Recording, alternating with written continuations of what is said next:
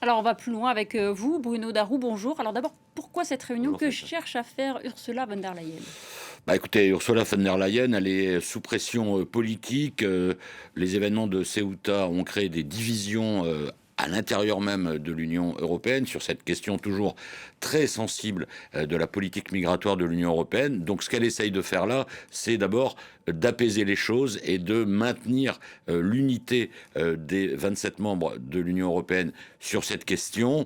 Donc ça, c'est le premier objectif. Après, il ne faut pas attendre de cette réunion par visioconférence de ministres de l'Intérieur et non pas de chefs d'État et de gouvernement, plus qu'on ne doit en attendre.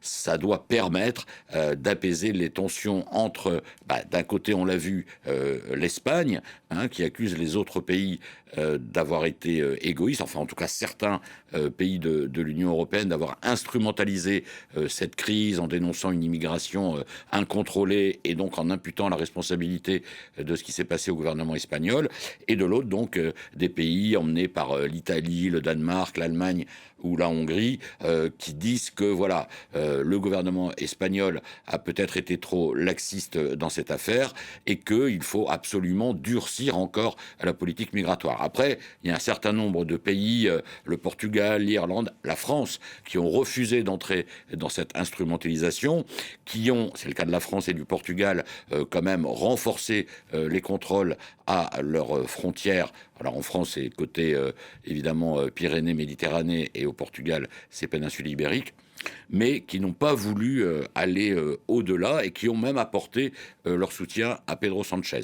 Donc, ce qu'espère Ursula von der Leyen clairement, c'est qu'à l'issue de cette réunion qui se déroule en ce moment même, eh bien, il y ait au moins un accord à minima sur le fait que, si nécessaire, il faudra procéder à une surveillance accrue et voire à des barrières physiques, y compris dans la mer. Donc ça concerne Ceuta. En revanche, les demandes de l'Italie d'exclure l'Espagne de l'espace Schengen paraissent complètement utopiques, parce que, un, c'est pas prévu par les textes, et deux, l'enclave de Ceuta, par dérogation, ne fait pas partie de l'espace Schengen. Alors, crise au sein de l'Union européenne, on l'a bien compris, mais crise également entre l'Espagne et le Maroc. Et oui, parce que dorénavant, chacun des deux pays se renvoie la balle, hein, si je puis dire, sur qui est responsable quand même de ce qui s'est passé. Alors, on rappelle qu'entre 60 et 70 000 personnes se sont rendues à Ceuta, et que les autorités espagnoles ont, ont raccompagné tous ces migrants vers le Maroc, et que le Maroc les a accueillis. Donc la crise est terminée aussi, il faut quand même le rappeler pour nos téléspectateurs. Mais évidemment, chacun dit c'est la faute de l'autre si on en est arrivé là. Alors le Maroc estime que les autorités espagnoles auraient dû mieux anticiper une décision de justice qui a été rendue le 8 juillet, une décision de la Cour suprême espagnole qui disait que il fallait limiter les retours immédiats des migrants qui arrivaient par voie maritime.